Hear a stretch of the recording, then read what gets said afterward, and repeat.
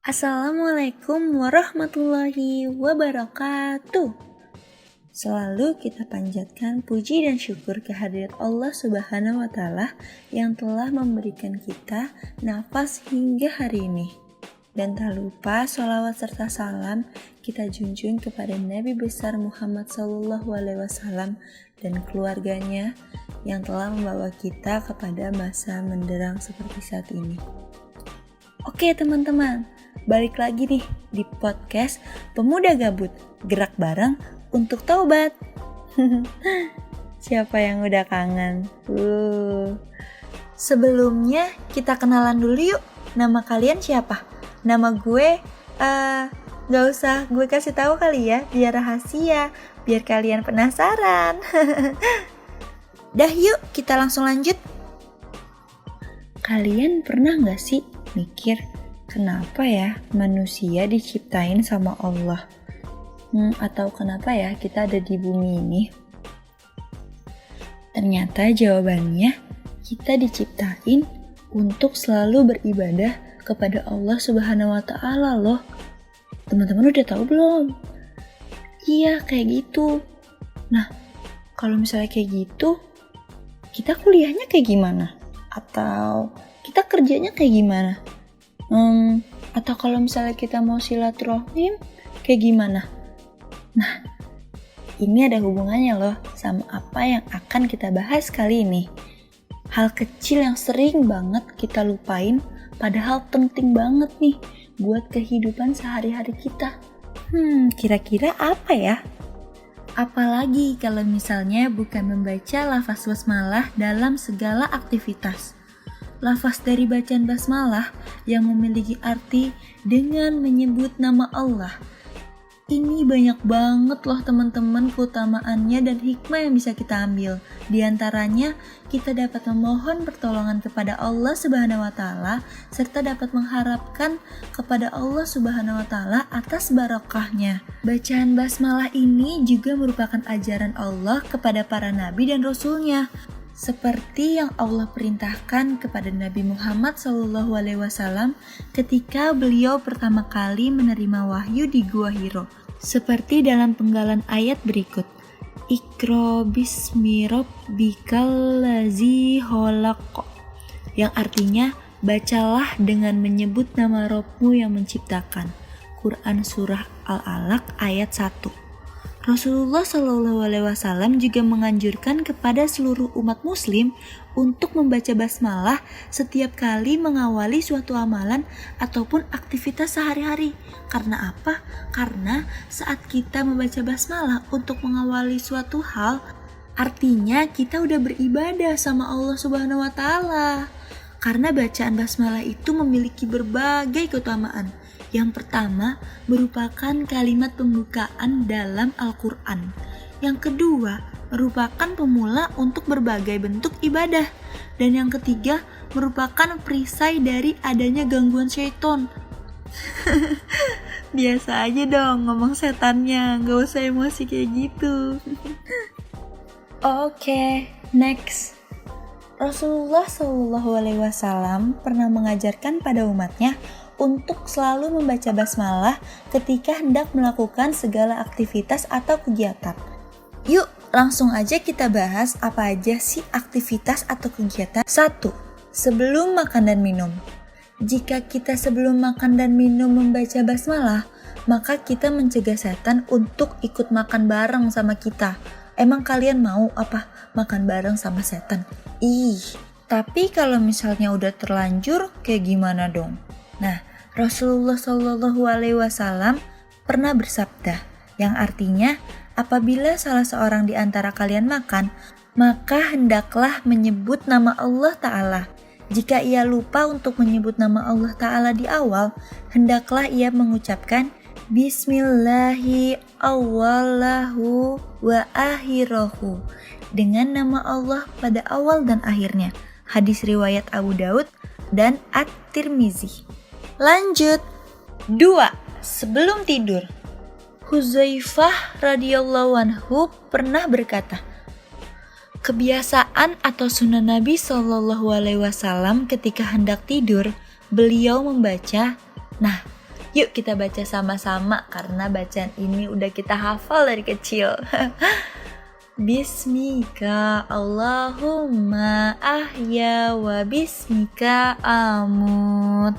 Yang artinya, dengan menyebut namamu ya Allah, aku mati dan aku hidup. Hadis riwayat Al-Bukhari dan Muslim.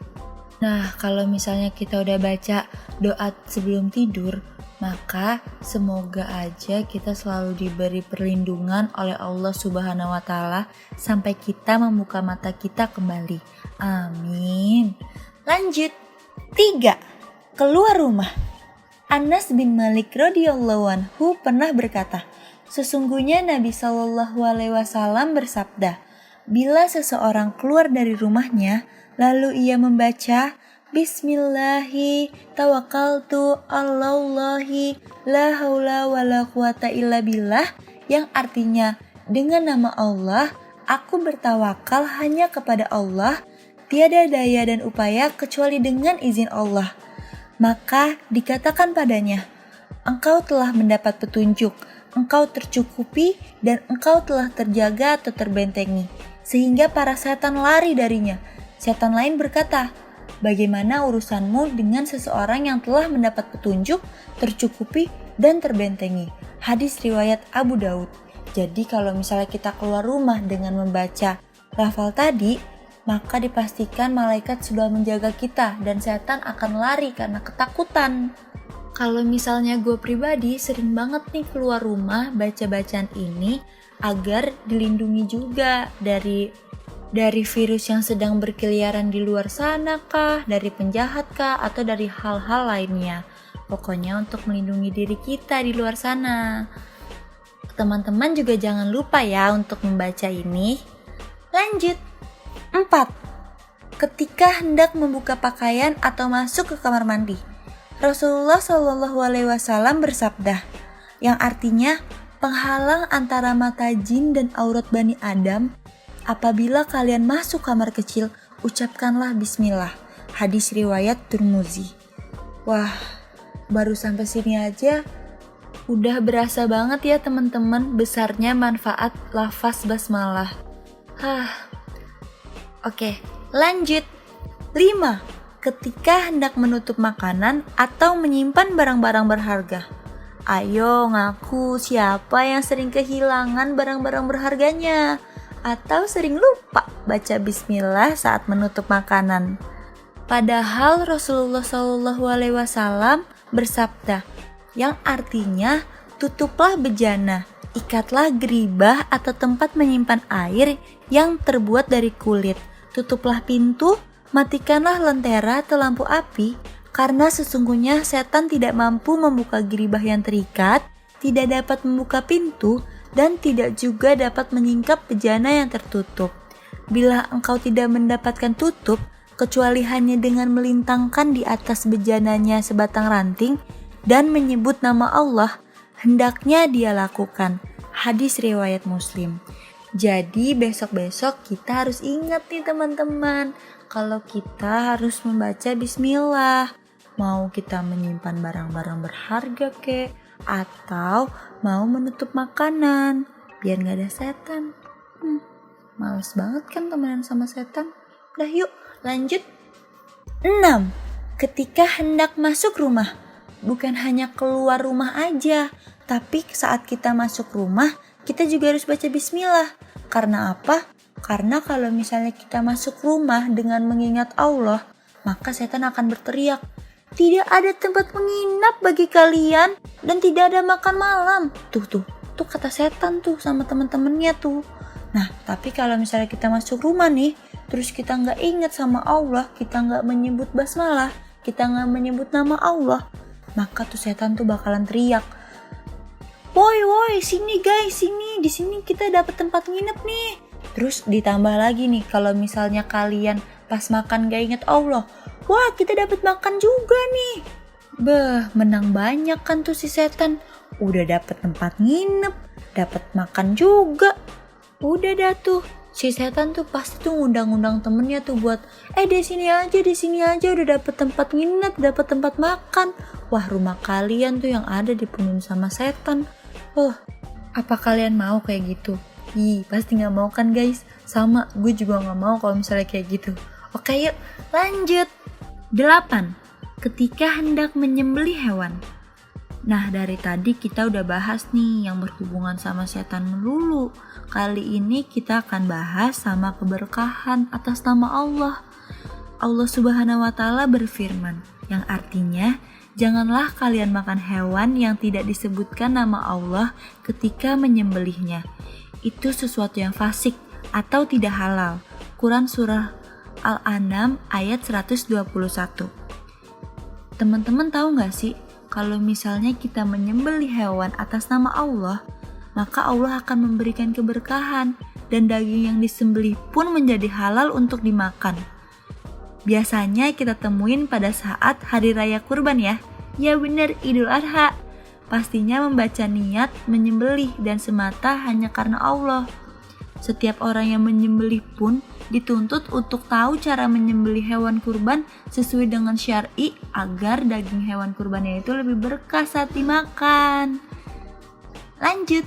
9. Ini yang terakhir nih teman-teman. Ketika hendak memasukkan jenazah ke liang lahat.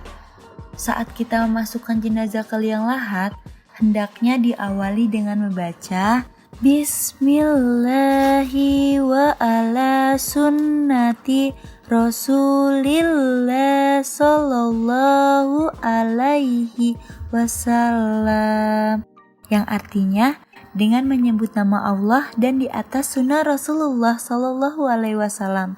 Hadis riwayat Abu Daud. Wah, gak berasa ya teman-teman. Alhamdulillah kita telah menambah satu ilmu. Semoga kita bisa menerapkannya dan selalu ingat nama Allah dan tidak melupainya. Amin, amin ya robbal alamin. Basmalah merupakan salah satu bacaan yang di dalamnya terdapat pahala yang begitu besar bagi yang membacanya.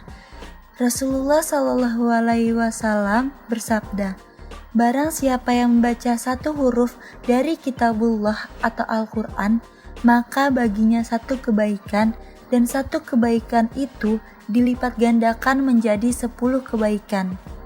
Nabi Muhammad tidaklah mengatakan alif lam mim adalah satu huruf, melainkan alif satu huruf, lam satu huruf, dan mim satu huruf. Hadis riwayat At-Tirmizi. Masya Allah, begitu besarnya ya teman-teman kebesaran Allah Subhanahu wa Ta'ala. Nah, karena kita juga udah di penghujung, mungkin itu aja yang bisa gue sampein dan gue sharing pada episode kali ini. Jika kalian punya saran atau komen, kalian boleh banget buka YouTube dan Instagram dengan nama @pemudagabut untuk Instagramnya, dan @nya dihilangin ya, jadi Pemuda Gabut aja untuk akun YouTube-nya. Nah, oh iya, teman-teman masih dengerinnya di rumah aja kan? Nah, pada masa pandemi seperti ini, emang seharusnya kita di rumah aja teman-teman. Jangan keluar rumah, banyak virus corona. Tapi kita selalu sabar dan berdoa aja yuk sama Allah Subhanahu wa Ta'ala. Semoga virus corona ini gak bertahan lama, seperti rasa kecewa karena kita berharap pada manusia. Jadi sedih. Gak deh, bohong. Nah, karena kita di rumah aja, berarti kita telah membantu orang-orang di luar sana yang telah berjuang untuk memutuskan tali rantai virus corona ini. Teman-teman tetap jaga kesehatan ya, tetap jaga imunitas. Makasih banyak loh udah mau nemenin gue ngobrol dan juga dengerin celotehan gue. Semoga aja berguna ya, dan juga kita terapin dalam kehidupan kita. Akhir kata dari gue, beribadahlah selagi kalian masih bernafas. Oke teman-teman, jangan sampai ketinggalan ya untuk podcast dengan konten-konten yang seru lainnya. Gue pamit undur diri. Wassalamualaikum warahmatullahi wabarakatuh. Pemuda Gabut, gerak bareng untuk taubat.